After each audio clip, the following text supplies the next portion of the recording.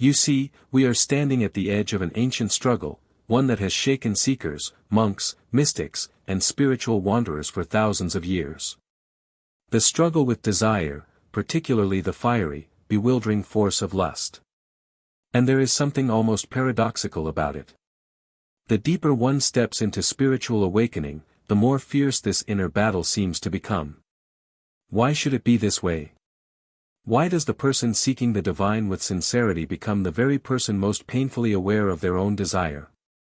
Let's explore what is really happening, not the sanitized version whispered in sermons, but the truth as one who has walked the inner landscapes might see it. The first truth is this. Spiritual awakening does not make you less human. It makes you more human. Before awakening, most people drift through life half asleep, moving from one impulse to another, barely aware of what drives them. Their senses are dulled. Their awareness is clouded. They feel life in fragments. But awakening is like someone suddenly turning up the dimmer switch on your consciousness. Everything becomes brighter. Sharper. More alive. You don't just feel peace more vividly, you feel everything more vividly. You hear the birds more clearly. You taste food more intensely. You feel sunlight on your skin as though for the first time. And yes, you feel desire with amplified intensity. The same sensitivity that opens you to the divine also opens you to the visceral, primal pull of the body. This is the first great misunderstanding. People imagine spiritual awakening as floating above the world. But in truth, awakening roots you more deeply into the entire human spectrum, light and shadow, heaven and earth, angel and animal. You begin to feel all of it. So, when someone spiritually awake suddenly notices desire rising with unexpected strength, they often panic. They think something must be wrong. They imagine they are slipping backwards. But nothing is wrong. This is what it means to awaken. To become fully alive. The question is not, how do I stop feeling desire?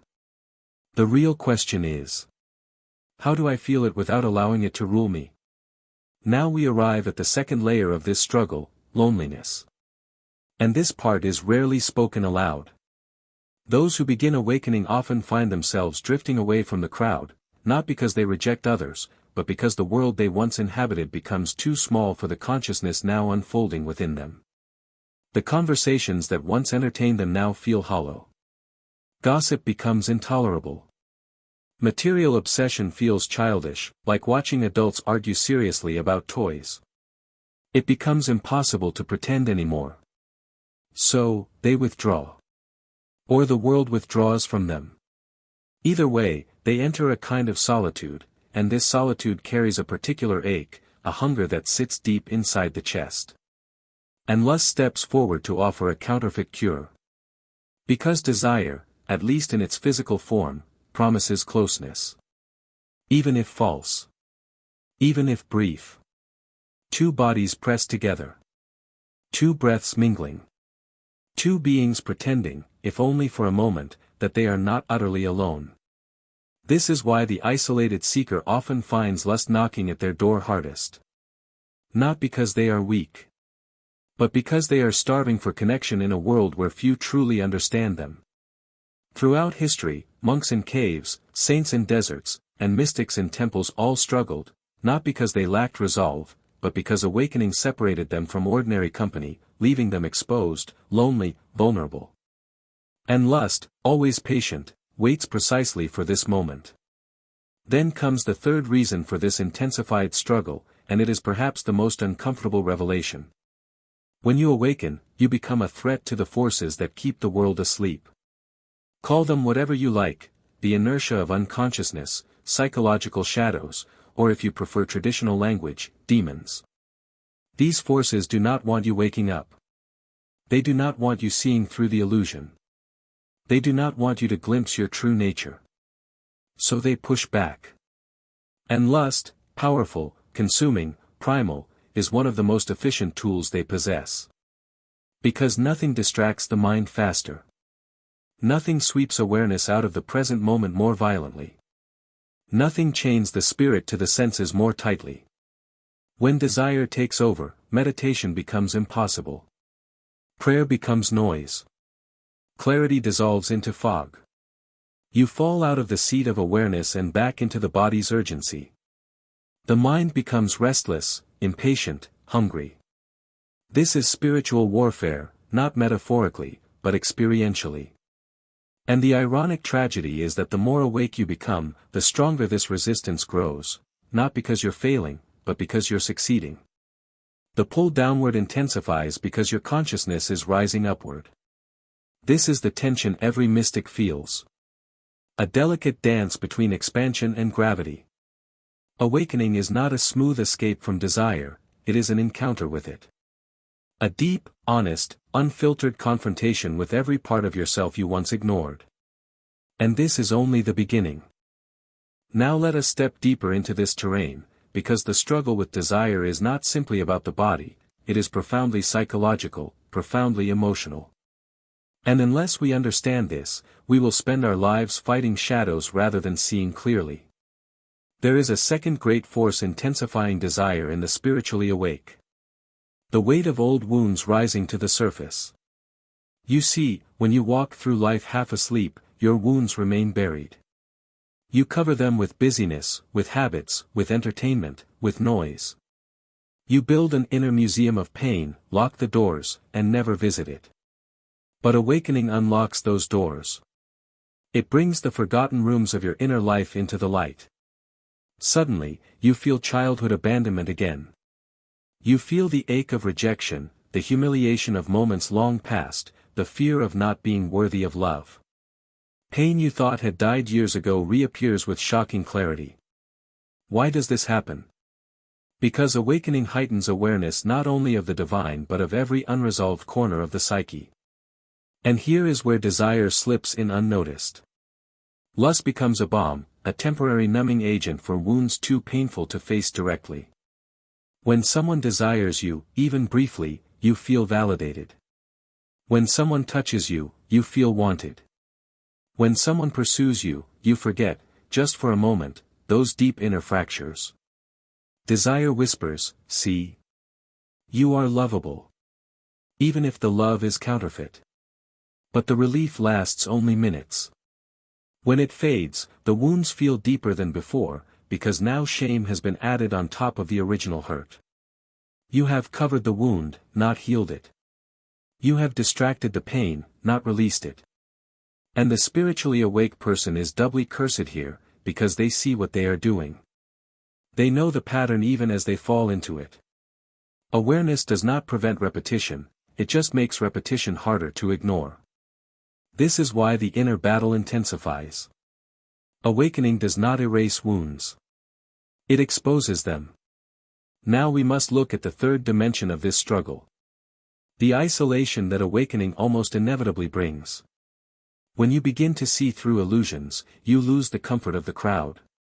Most people are deeply invested in the dream of life, the identities, the drama, the roles, the endless pursuit of status and belonging.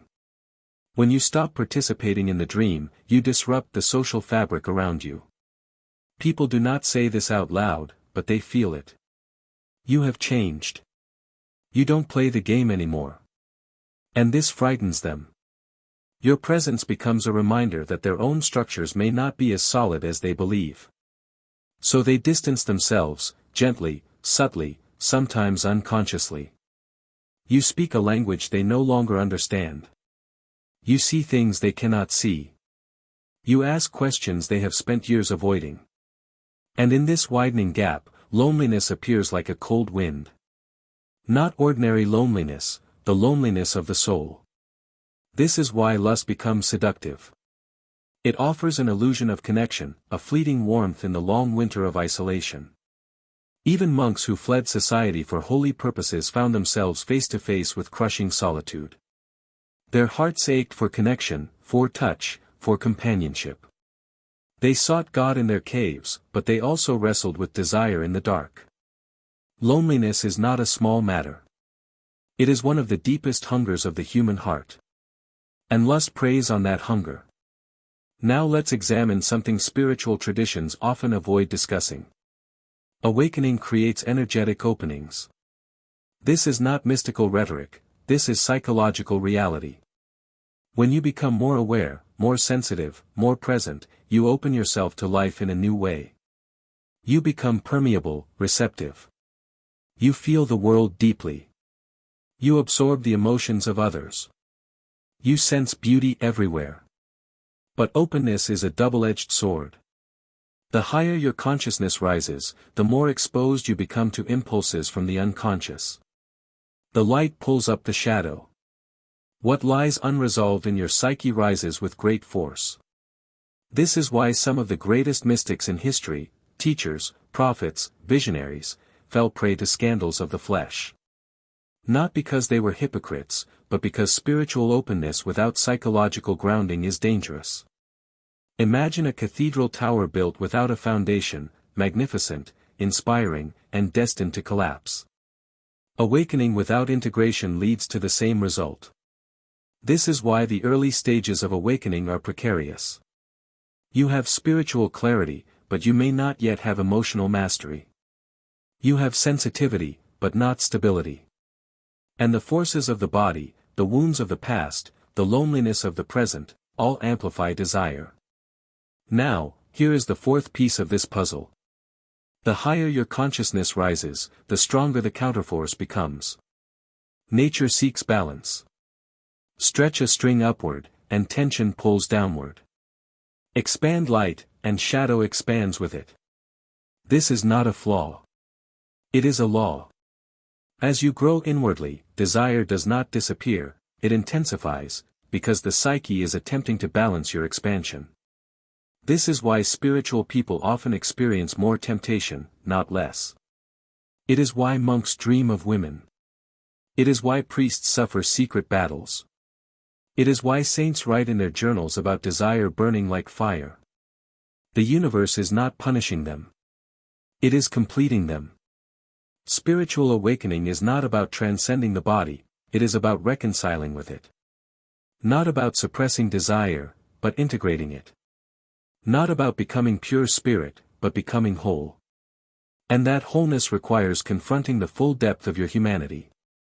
This is the real battlefield, not heaven versus flesh, but awareness versus unconsciousness. And here, the struggle has only begun. Now we enter the deepest and most dangerous layer of this struggle, the layer that almost no spiritual teacher speaks about openly, and yet every awakened soul has felt. It is this. The moment you begin to awaken, you become a threat to the unconscious momentum of the world. Call it darkness if you like. Call it ego. Call it conditioning. Call it the collective sleep of humanity. The name doesn't matter. What matters is this. There is a force in human consciousness that resists awakening with all its might. Not because it is evil in a cartoonish sense, but because unconsciousness wants to maintain itself. A dream does not willingly allow the dreamer to wake up. And as you awaken, this counterforce begins to push back. Not mildly. Not gently. But fiercely. And lust, more than anger, more than greed, more than fear, is one of its sharpest weapons. Why? Because lust works. When desire floods the body, awareness collapses. The mind stops seeing clearly. The soul becomes foggy. Meditation becomes impossible. Prayer becomes hollow. Wisdom evaporates. Lust drags consciousness downward with astonishing speed. You see, anger burns hot but fast. Fear paralyzes, but it rarely seduces. Greed can be resisted with reason. But lust bypasses thought. It bypasses discipline. It bypasses spiritual intention. It goes straight to the body, straight to instinct, straight to the ancient animal inside you. It does not ask for permission. It does not negotiate. It simply takes over. This is why the attack grows more intense the more conscious you become. You are stepping out of the dream, and the dream pulls harder. You are slipping out of the gravitational field of unconsciousness, and the old forces tighten around you. This is what ancient scripture called spiritual warfare. Not metaphor. Not poetry. But inner experience. The spiritually awake person is not being punished, they are being challenged by the very fabric of unconsciousness that governs humanity. If you were not awakening, the struggle would be mild. Because you are awakening, the struggle is fierce. Now we must speak about something even more uncomfortable. The paradox of spiritual gifts. The very qualities that make you spiritually powerful also amplify your vulnerability. If you are sensitive enough to feel the divine presence, you are sensitive enough to feel the pull of desire. If you are open enough to sense others' emotions, you are open enough to absorb temptation. If your awareness expands into subtler realms, it also expands into deeper shadows. The light amplifies the dark. The higher you rise, the more powerful the downward pull becomes. This is why so many spiritual figures throughout history, prophets, mystics, priests, gurus, fell not because they were insincere, but because their spiritual development outpaced their psychological grounding. They climbed the mountain without building the foundation. And the fall was catastrophic. So what is the solution? Not suppression. Not denial. Not guilt or shame. But discipline, real discipline, not the punitive kind, but the integrative kind. You see, the body has needs. Not just sexual needs, emotional needs, physical needs, energetic needs. When these needs are ignored, they do not disappear. They mutate. They turn into cravings. They erupt as lust because they have no healthy outlet. If you starve the body of touch, it becomes desperate. If you starve the heart of connection, it becomes hungry.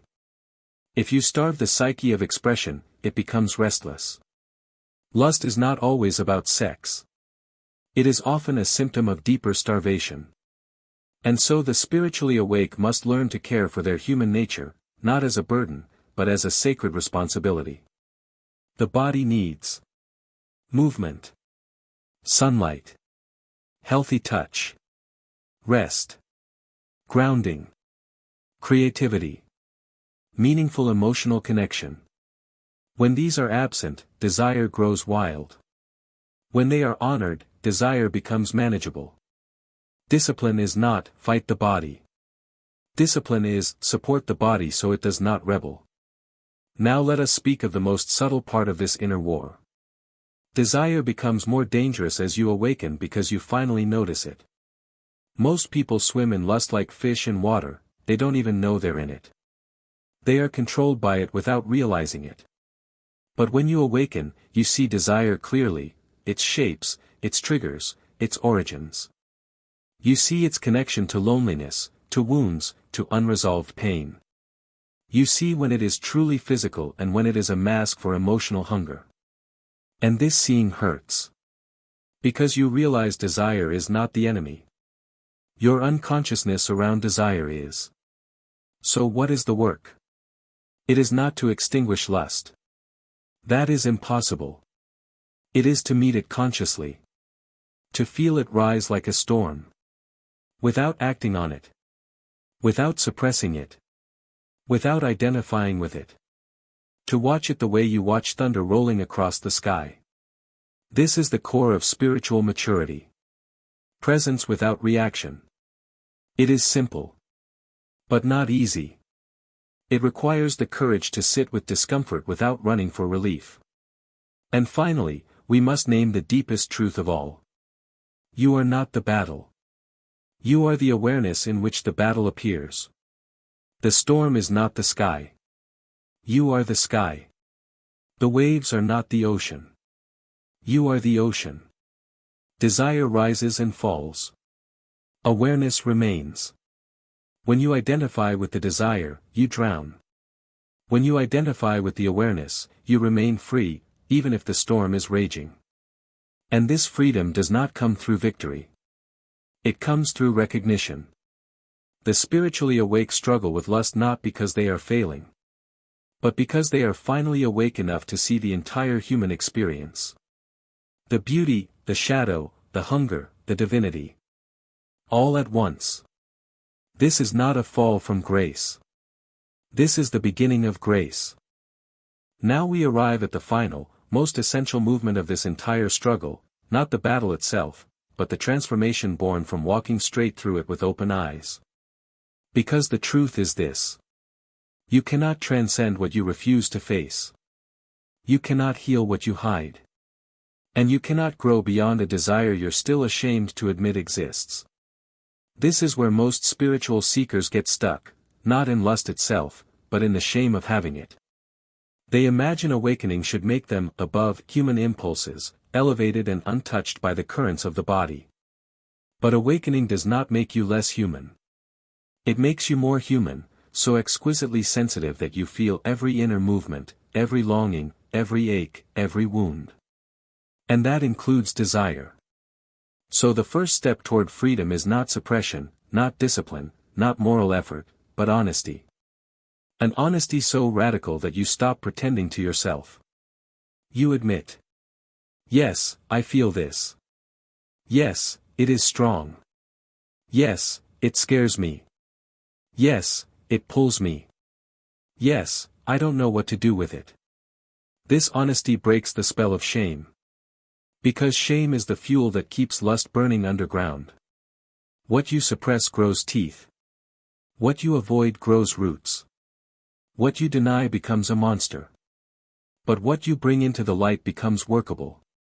Now we must turn to the deepest terrain in all of this, the territory of wounds. Because desire, in its most destructive form, is rarely about sex. It is about loneliness. It is about longing. It is about the unhealed places inside you calling out for relief. Every spiritual seeker carries these wounds. Childhood abandonment. Emotional neglect. Lack of affection. Unmet need for touch. Fear of rejection. Shame around the body. The belief, I am not enough. These wounds sit in the dark, waiting. Awakening does not erase them, it reveals them.